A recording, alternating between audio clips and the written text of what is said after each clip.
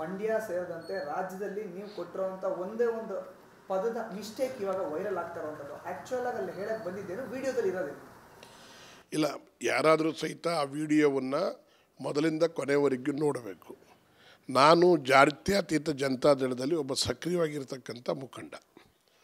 ನನ್ನ ಪಕ್ಷದ ಬಗ್ಗೆ ನಾನು ಯಾವತ್ತೂ ಸಹಿತ ವ್ಯತ್ಯಾಸ ಆಡಲಿಕ್ಕಾಗೋದಿಲ್ಲ. ಬಾಯಿ ತಪ್ಪಿ ಮಾತನಾಡಿದ್ದು ಅದು BJP ಅನ್ನೋ ಬದಲು JDS ಅಂತ ಹೇಳಿದೆ. ಅದನ್ನು ನೀವೇ ಸರಿಪಡಿಸಿದ್ರಿ.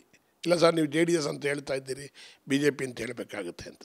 ಆಗ ನಾನು ತಿರ್ಗಾ ತಪ್ಪಾಯಿತು ಸಾರಿ ಅಂತ ಹೇಳಿ ಅದನ್ನು BJP ಅಂತ ನಾನು ಸ್ಪಷ್ಟ ಮಾಡಿದ್ದೀನಿ.